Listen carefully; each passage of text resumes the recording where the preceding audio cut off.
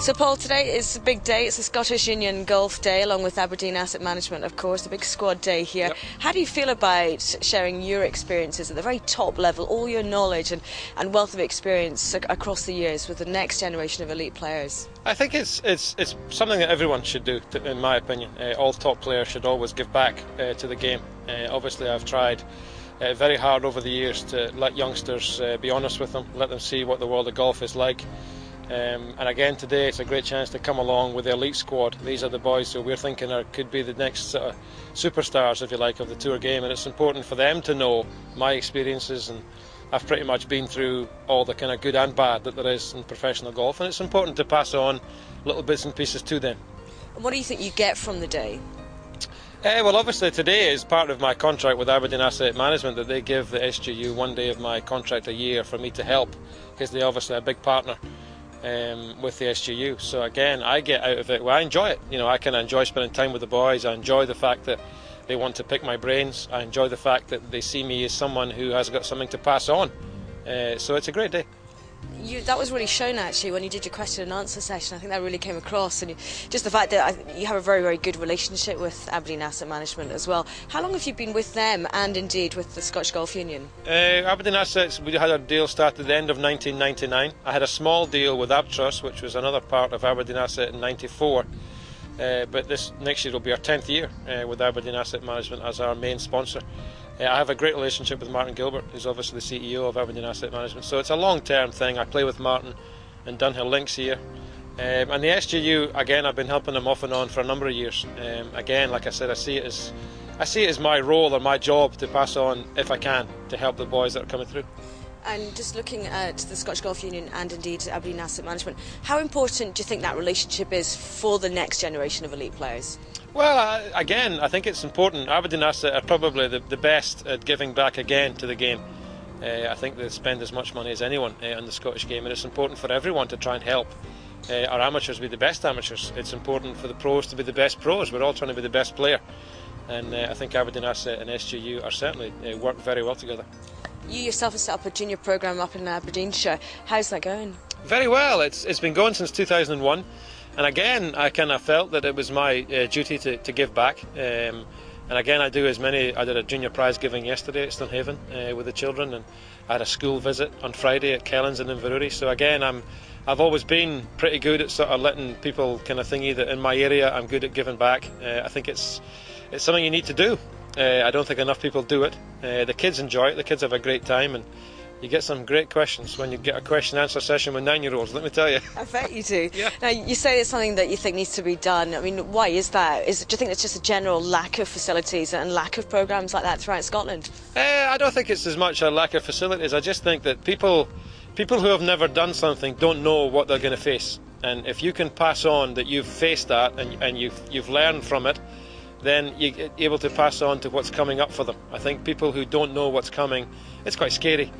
And I think it's important that you do pass on to young amateurs or young professionals. This is what you're going to face. This is how I did it. It might not be the right way. I've learned from the way I did it. And if it helps them, then great.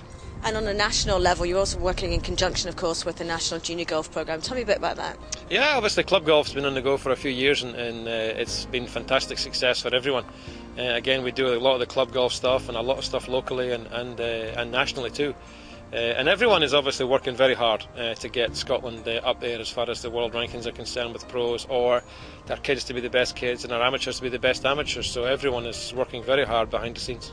How are things different now with the youngsters coming through, with the elite squad in place, to when you were turning pro back in 1986? Do you wish things had been different? I mean, has the situation improved a lot? Well, I mean, I said inside that some of the problem for these pros or boys when they turn pro is that the SGU do so much for them when they're amateurs that when you turn pro it becomes different. You don't get things sort of done the way they do, which is a compliment to the SGU. But in my day, I mean, and again I sound pretty old, which I'm not really, but 1986 there wasn't an awful lot about to help sort of, and I was lucky that there was a few local businessmen locally who kind of put money into me and helped me along my way.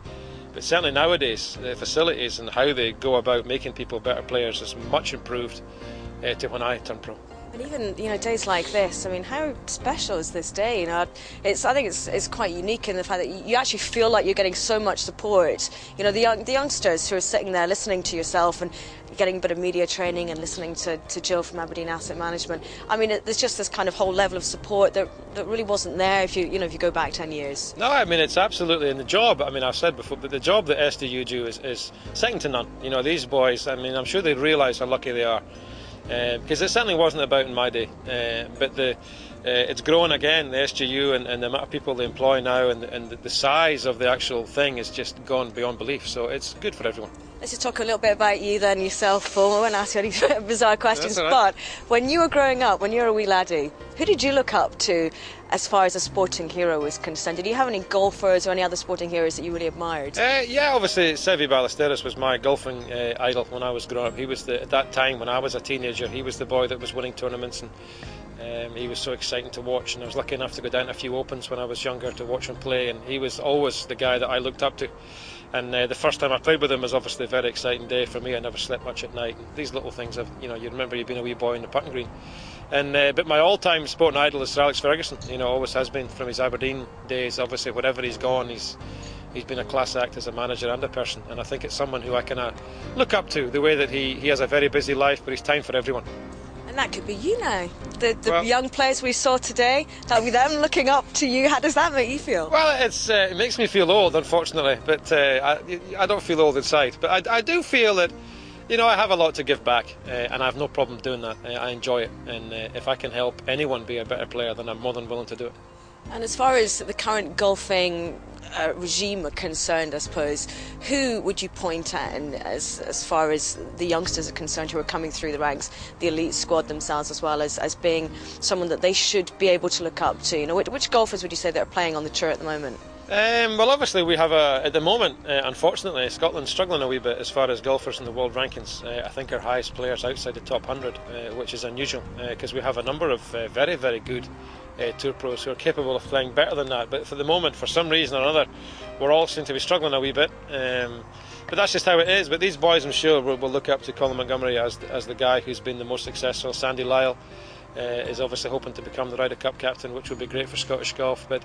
And we had the World Cup partnership. Mark and Bowen and Colin Montgomery won last year, so there are a lot of people for these boys to look up to and see as their idols.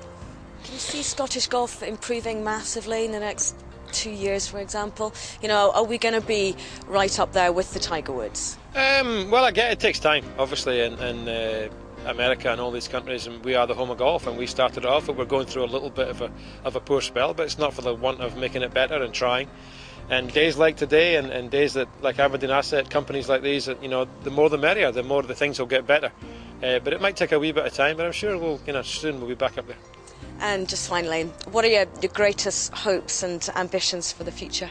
Well, I turned 40 in January, which is a little bit of a kind of downer. It doesn't make you kind of full of joy, but I want to win tournaments. Obviously, I want to keep playing. I want to keep going until I'm well into my 50s and 60s playing golf. So my main aim is to win tournaments if I can every year. But more than that, family is very important. Obviously, we have two boys who are keen on the golf, and if one day one of them became good at it, then that would be a bonus.